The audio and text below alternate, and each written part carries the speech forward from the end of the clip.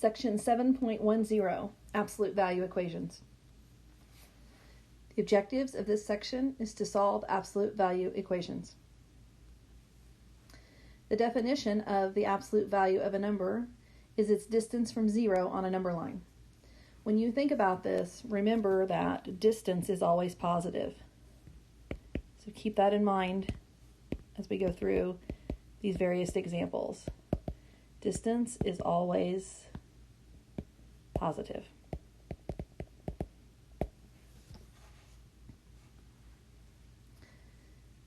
Some additional definitions involving absolute value equations.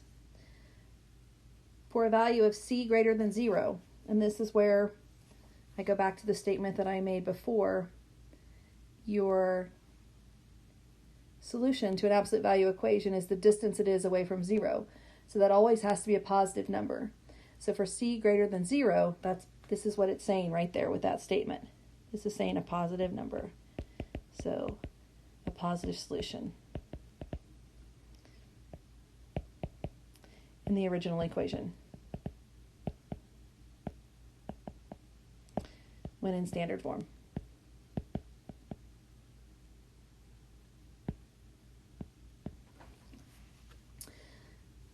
In one type of situation, what they're talking about in A, if the absolute value of x is equal to c, then x is equal to c or x is equal to negative c.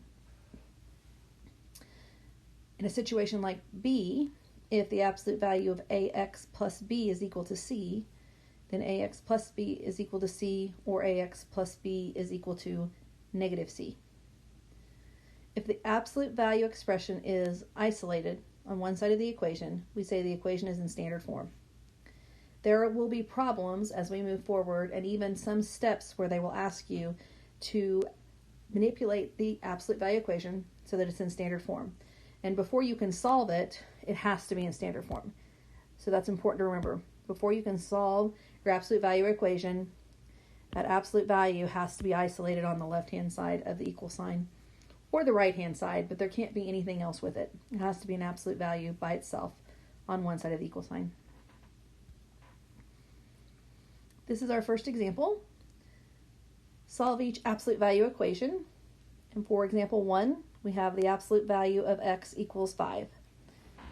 So it's equal to a positive number, which is always something I should check for. So I will write my two equations. X can either be equal to 5 or x can be equal to negative 5. Now, generally we would have to solve these equations, but in this case we're done because we already have our variable isolated. So our solutions are x equals 5, x equals negative 5. Example number 2, solve each absolute value equation. This time we have the absolute value of 3x minus 4 equals 5. So it is in standard form. The absolute value is isolated on the left-hand side. It's equal to a positive number, so I can rewrite this taking what is inside of the absolute value symbols, in this case 3x minus 4, and setting it equal to 5 or setting it equal to negative 5. Now I have two equations. I'm going to solve those equations. I'm going to add 4 to both sides with the equation on the left, leaving me with 3x equals 9. Then I will divide by 3.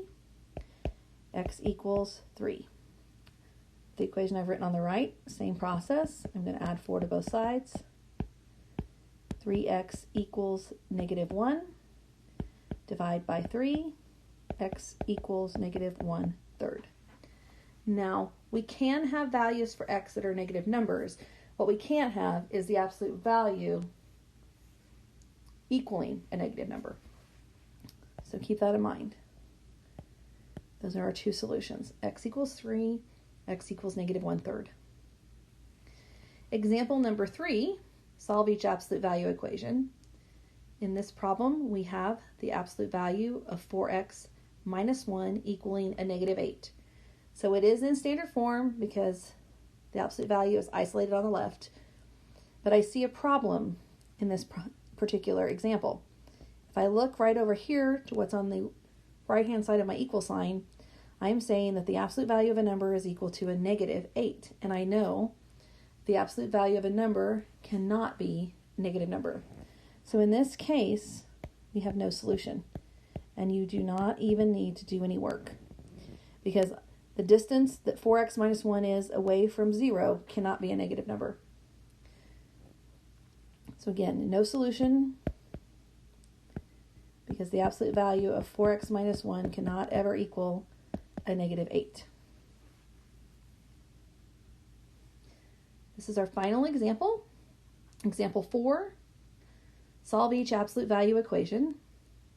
In this problem, we have 5 times the absolute value of 3x plus 17 minus 4 equals 51.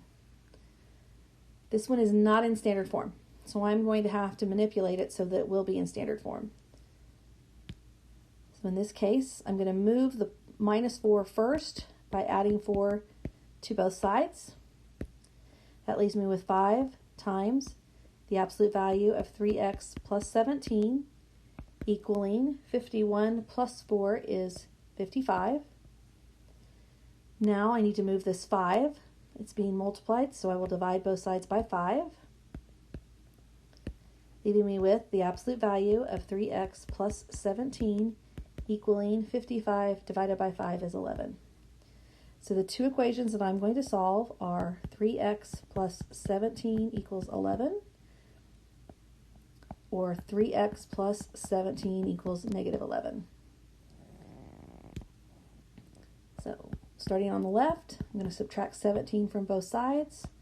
That leaves me with 3x, and 11 minus 17 is negative 6. Divide by 3, x equals negative 2. Same process with the equation on the right. I'm going to subtract 17 from both sides. It leaves me with 3x equals negative 11 minus 17 is negative 28. Divide by 3 on both sides. X equals negative 28 over 3. And if you can reduce that, you should, but I don't believe we can. So those are going to be our two solutions. X equals negative 2. X equals negative 28 over 3.